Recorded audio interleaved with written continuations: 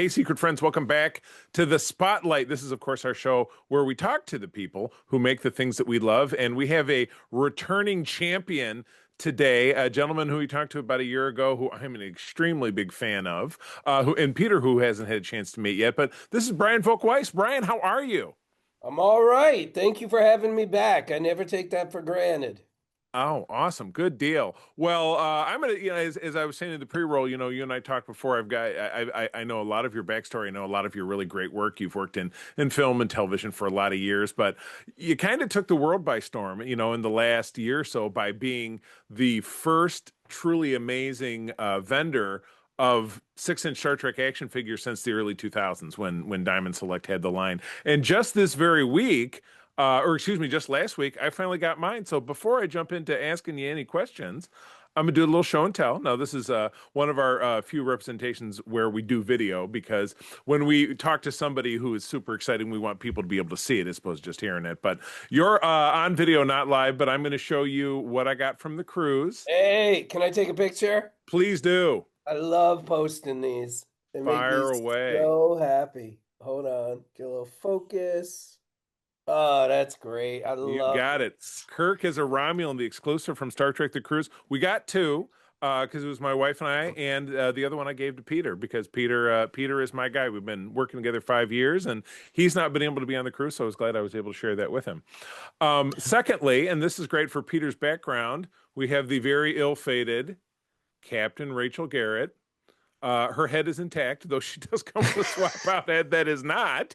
And a lot of the other ones I won't keep doing this forever. But secondly, kind of my favorite, like, really works accessory is Captain Sulu and his teacup. So that's pretty awesome. Absolutely love that. Love that. So, and then finally, definitely without a doubt, the most controversial of all Star Trek characters in the last 30 something years. Poor sweet Tuvix with his organs. Oh man. It's funny, man. That could go either way because I actually thought you were heading towards Jellicoe.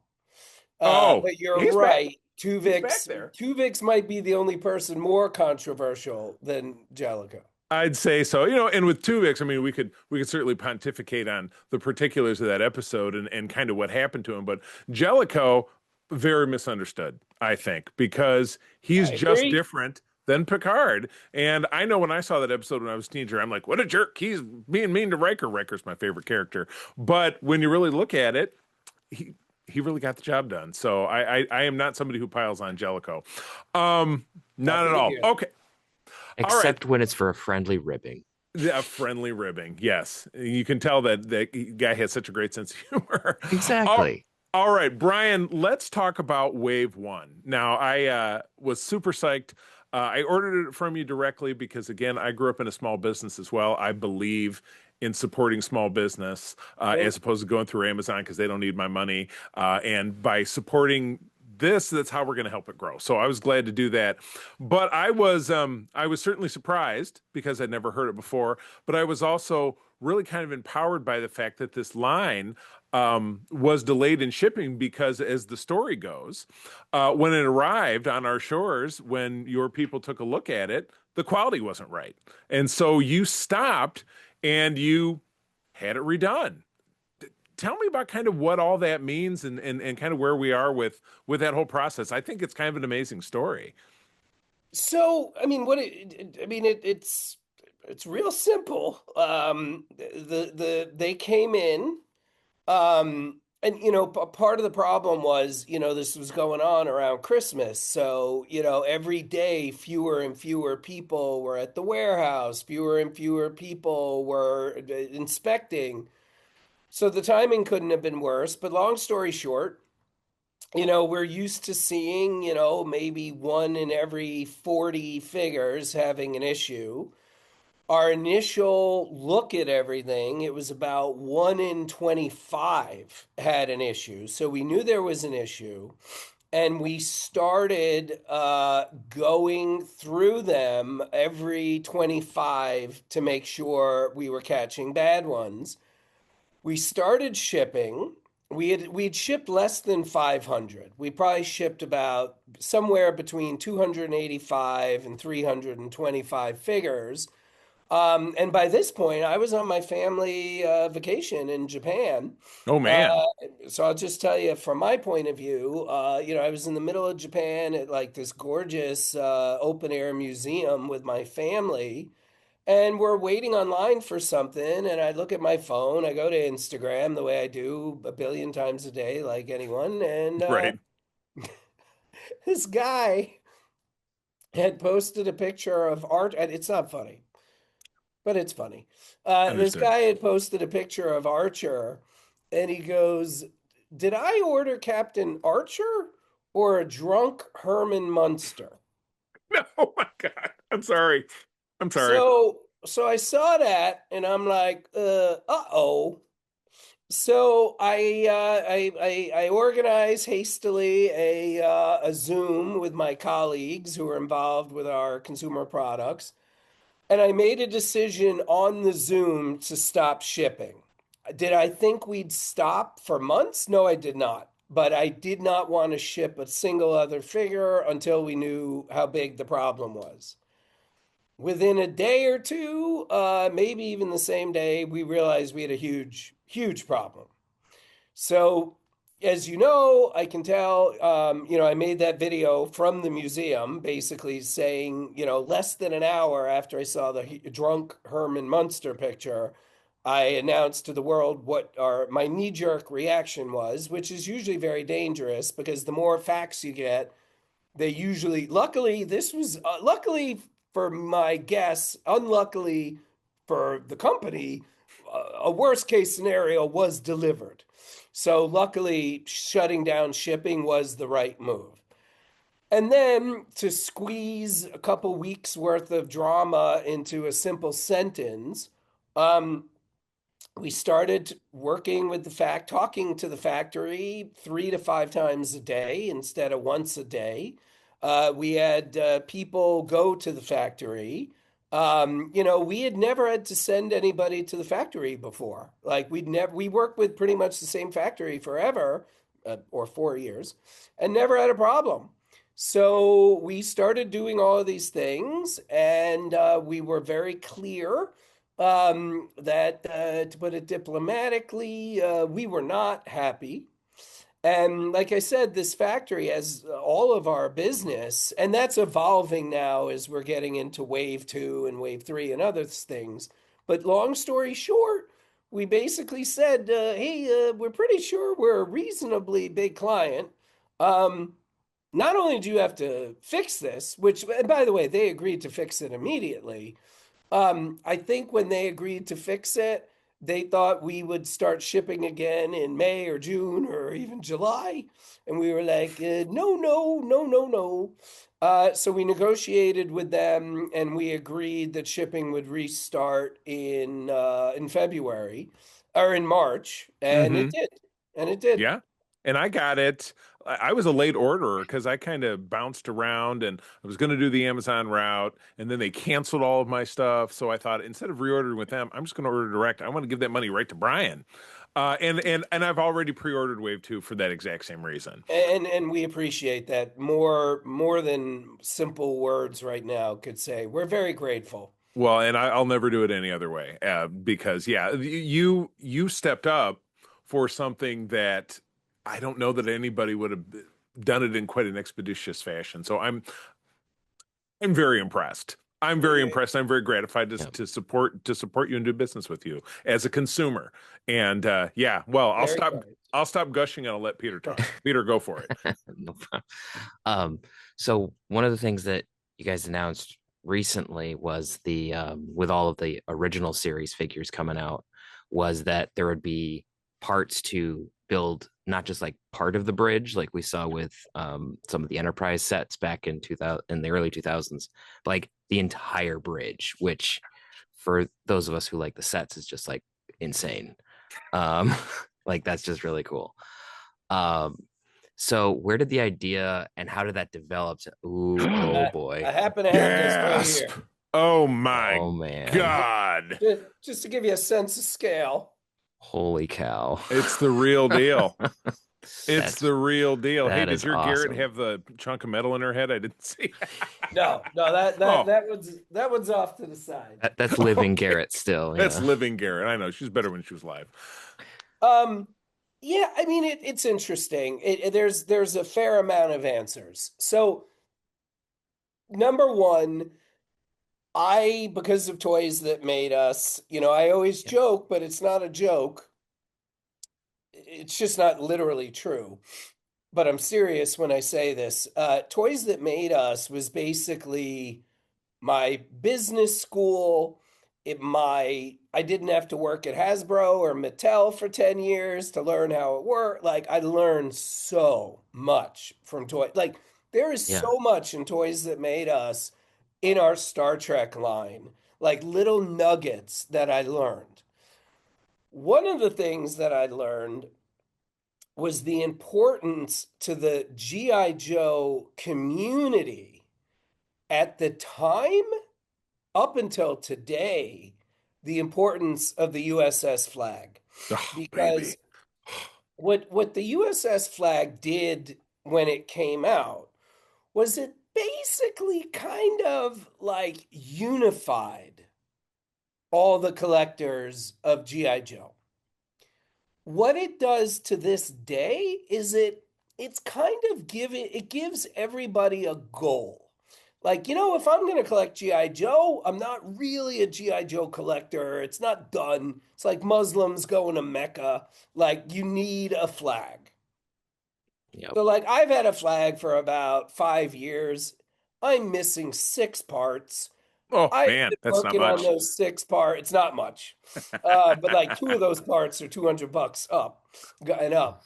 But I wanted a unifying thing for our line. Our community is such an important part of our sales and our business model that I just knew we needed something. So that's Exhibit A. Something fucking crazy. That's Hell Exhibit yeah. Exhibit B is and by the way, it's crazy, but dude, your reaction when when I showed the bridge, you were like, "Oh, wow." Then when I put Garrett on it, your react were like, "Oh my God." Um the second thing was, okay, we're going to do something big. What's it going to be? And that was decided basically by the 60th.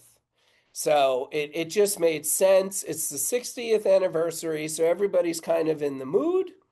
But Hmm. also with wave three being what it is, it just made sense. If it were up to me, I mean, again, I guess it is up to me, but my point is, if I didn't care about anything or anybody, I absolutely would have done the Enterprise refit bridge from Star Trek One or Wrath of Khan.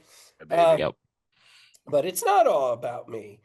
So that's Exhibit B. And then Exhibit C is why is it a Build-A-Bridge? And it's a Build-A-Bridge for a couple reasons. One is these days, who has $600, right? 600 to $700 to lay down all at once. Yep. We're going to hopefully sell these for around $50 a piece, maybe a little less. They're going to light up. They're going to have sound effects, no music, but they'll light up and there'll be sound effects. So we wanted to offer a way for people to buy it without being worried about mortgages or rent or whatever. I mean, the emails we get about the economy, my favorite emails I get are people who are saying stuff like, just jack up your prices, like charge more and have better quality. And I'm like, well, that tells me you're either gainfully employed or you come from a well-to-do family. Because the emails that we get are some of the saddest, like gut-wrenching things Oh. about the economy. So, to that point, I wanted to basically say, hey, for $50 a month for a year, you can have the ultimate Star Trek set ever built. Or, and this is a big part of the plan, and I know this might be a weird thing to say, but I do believe this is financially a smart thing to say, even though it may not sound like that. I'm more concerned with the size of the bridge hurting purchasing than I am with the price. Because this sucker is about 2.5 feet wide. in diameter. Yeah. I don't know where it's Yep. going to go. It's going to be interesting. So the idea is that we're offering two solutions. Solution one, we're offering our USS flag of Star Trek. Hey, it's crazy, blah, blah, blah. Option two is for other people that might not have 2.5 feet wide diameter somewhere to basically say, what, you know what, I'm going to buy one of these or I'll buy three of these and have it be a diorama that I Hmm. can put whatever I want on. So, and again, it's not a limited time thing either. Part of the cool things about my job is I get to do what I want in many ways in reaction to stuff that I hate. So it's not going to be for a limited time. Like Yeah. we'll make a lot of them for the initial orders, and then we'll probably have a couple thousand, in the warehouse. And if we're only selling 2 to 500 a year, sections, I mean, so be it. It's this community aspect that really was Hmm. behind the bridge. And by the That's way, I will incredible. say this, there is a fair amount of stuff about the bridge that is not public. Oh, So okay. Ooh. we got a lot of cool little surprises coming out. We're announcing some at WonderCon next week. Ooh, We're announcing more at San Diego. So right, right.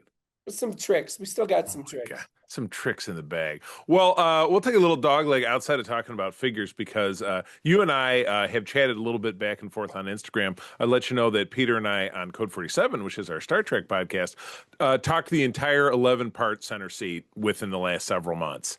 And I have to tell you, and I know you think I'm just blowing, I don't want you to just think I'm blowing smoke up your dress. It's the best Star Trek documentary I think I've ever seen because I found it to Very be good. very real. Something Peter and I went back and forth about it. It wasn't a fluff piece. It wasn't Yep. people just talk about big messages and this and that. It was like it was about the production. It was about the journey, and it was fantastic. I just want to know. You don't have to go on endlessly because now we don't have you for 3 hours. But give me like even the short version of it, how it came to be. Well, uh, let's just say we were developing the show around the 55th anniversary. I'm leaving a little piece of the story out of there to Yeah, protect the innocent.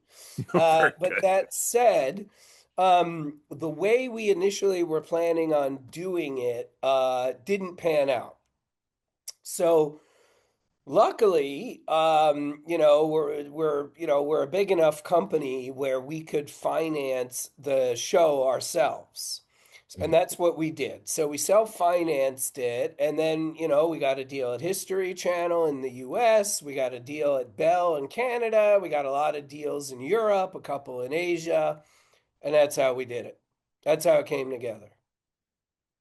And I already knew Fantastic. Gates, I forget why, but I already knew Gates from something. And she agreed not only to do the voiceover, but she also agreed to be an executive producer. And that also helped tremendously with getting all the people that we got. But to your point about it being real, that's really what I set out to do. And again, I know I use the word I, but I always want to make sure. I mean, there are dozens and dozens and dozens and dozens of people who made that show, without which there is no show. But to your point about it being real, a great example of that, which is you've also seen, I've scratched the itch in Wave 3, but every book I ever read about the making of Star Trek included a lot of stuff about Lucille Ball. Hmm. Yep. All the documentaries about Star Trek left her out.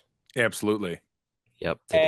And so it was a huge goal of mine to begin to right that wrong, that she get the credit she deserves for what she's built, what she built. So, Hmm. and it was stuff like that. And, there were a lot of interviews we did, especially from Star Trek One, where people said That's a some great, pretty such a crazy great episode. stuff. Yeah. Yeah. And, we don't believe in punching down, but we're not going to get good information and not share it just because it's negative. And Right. a lot of Right. times when you're making a documentary for the rights holder, you can't do that. Right. but we Yeah. weren't making it for the rights holder, so we Mhm. could, and we did. Yeah. It's just such great stuff. We had David Gerald on this interview programs several weeks back, and yeah, I stepped into the territory of asking him about his involvement in Star Trek: The Next Generation. That was a very interesting response. And He is not a subtle man. no, we're actually hoping to have him back on our show to talk about Ice and Fire from Star Trek Continues in a couple of weeks here. So we've Great. been working on that with him. Peter. Oh, so in the same realm of the center seat, there have been rumbles that you might be working on another Rumble, Star Trek rumble. documentary. Oh. Is there anything you can tell us about that? Respectfully. All I can say is the thing, it's funny for Toys That Made Us, there was a huge gap between season 3 and season 4. And until we announced production of seasons 4 and 5, anybody who would ask about more Toys That Made Us, I'd always say the same thing. I'd say, stay tuned. So all I can tell you is A, stay tuned. B, we're not interviewing the people we're interviewing that we're posting about for fun. So Right. Yep. that's all I can say at this time. That is absolutely fair. Um, this has been absolutely incredible, man. What I know that when within last year, I think last year, I know you were out at a lot of shows kind of across the country. I know you just mentioned WonderCon, you mentioned San Diego, which are obvious choices, but this will drop just within a couple of weeks of us talking. So as we look at like we're recording in 2026, it's March, but if you're looking at kind of early summer, are you spreading out across the country to do any shows that we can find you Yeah. at? Yeah, so we try to do at least one show a quarter now. Last year was nuts because we were promoting our first animated show, Robo Force. So that was a big part of it. But our goal is to do at least, and this does not include San Diego, WonderCon, or New York Comic Con. Right. So we try to do one con a quarter and then those three. So we should be doing at least 7 this year. We've already done Toy Fair. We're doing WonderCon next weekend. I believe we're going to be at C2E2. Um, and an awesome, awesome con, which really is awesome, by the way. Okay. Last year was the first year I ever went. All I did was make fun of their name before I got there. Like, we're going to Awesome Con. It is pretty damn awesome. Yeah, yeah. Excellent. Very good. Um, Peter had a bonus question. I'm gonna let him take a stab at Oh, it, and okay. then we'll I wrap it up. do have a bonus question. So, You ready? so the new figure lines have gotten some deep cut characters like Bem. Um, is there any other character that you love to see the fan reaction of like getting a figure? Like I pulled some out of nowhere, like the bartender from Trouble with Tribbles or Fantome or something like that, just to see people go, wait, what? Huh? I'm trying to- So it's interesting. I I'm a huge, I mean, my Star Trek really, like if I could only have one Star Trek, it's the TOS films. Yep. Yeah. And Yeah. Same. I again, I'm hemming and hawing because I don't know how much I can say or not. Oh, I've treaded into dangerous One territory. one of my favorite scenes in all of Star Trek is anything that had to do with Chekhov in Voyage Home. Yeah. Yes. Like it doesn't get enough credit how funny him asking for nuclear vessels in front of the cop. And I truly believe the funniest scene in the history of Star Trek is when he's being interrogated. Interrogate. Yeah, that is Right. so ridiculous. So and don't be mad at me because in a couple months, what I'm saying now, a percentage of it will be negated, the part that I can't talk about yet.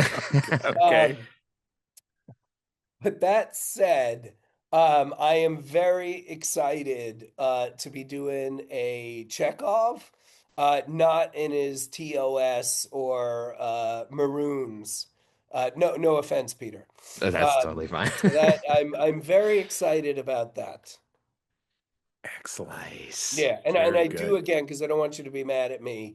That there is something, there is an update to that announcement that will be coming in the near future. I love it.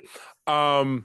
Best place for people to find you. I know you're very big on Instagram. I'm going to list that in the show notes. Any other way to track you down to get updates? The only way that I am personally in, like, so there's a whole PR marketing team Of at this course. company, and they do all their stuff and they take my crap and put it everywhere. For me personally, the thing that, like, I would argue I am responsible, like I read the inboxes, I do my job, all that stuff. It's not really a job.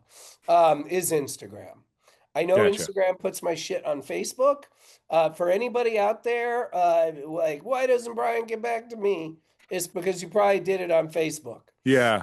Yeah. I'm on Facebook, but I rarely go to Facebook. So if you want to talk to me or anything, either go to our website, that email address I know you know about, where you can Yep. make suggestions, and you can really do whatever you want. It doesn't have to be a suggestion. You can ask questions too, or just DM me, and I'm usually less than a month behind on answering everybody. Yeah, That's true. I That's true. tried to, it used to be 2 weeks, and then it just, we're getting more incoming emails and Yeah. everything and DMs or whatever now than we were a year ago. So That's great.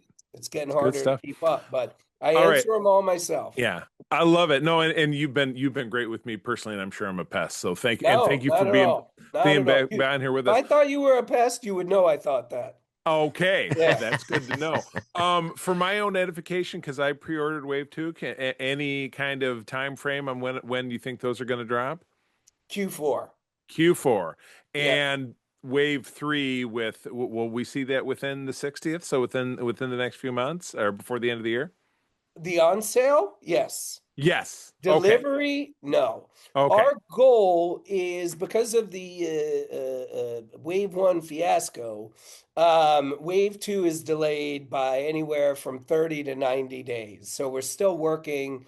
We're Okay. doing a lot of stuff. I wish I had more time, but we're That's doing a okay. lot of stuff to improve quality and not lose too much time.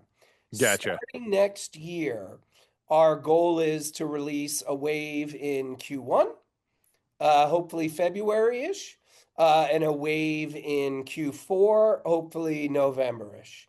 So Awesome. that should be the pacing going Feb no- forward. Feb November. Yeah. Gotcha.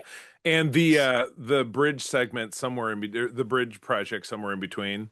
Yes, the on sale will begin, God willing, this year, and the arrivals, possibly likely at New York Comic Con. Not Okay. guaranteed, not guaranteed, not Gotcha. guaranteed.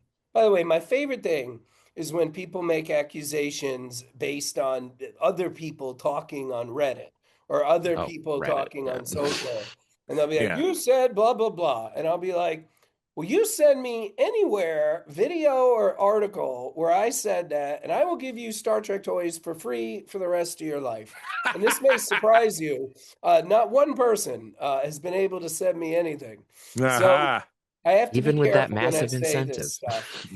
But the goal is, the other thing, by the way, that we're trying to do is have the pre-sales go later so we can shorten the distance between the pre-sale and the arrival of I the love it. toys. So that's Awesome. another thing we're also working on improving. Good deal. Cool. All right. I'll put a pin in it there. Brian, this has been totally awesome. Very, very grateful. I mean, I love you as a businessman and I love you as a trekker. So thank you. Thank Very you for kind. being part of our world, man. Thank you for giving the time. Spotlight listeners, thanks for tuning in. Of course, you can find us over at patreon.com/Secret Friends Unite for all of our great content, including this wonderful conversation we've had with Brian of the fantastic Nacelle Company. Brian, have a great evening. Keep on You as trekking. well. Thanks for having me. You bet. Bye. Bye bye. This podcast is part of the Secret Friends Unite podcasting network, available on Apple Podcasts, Spotify, and podcast services around the galaxy, as well as video on our YouTube channel. You can support Secret Friends Unite by becoming a Patreon member, get bonus programs and more over at patreon.com/secretfriendsunite. Join our Discord community for even more discussions on all things geek. For all the latest updates on Secret Friends Unite, make sure to follow us on Threads at secret.friends.unite and visit secretfriendsunite.com. Find our merchandise at TeePublic and Redbubble. Thanks for listening, and may the Force live long and prosper.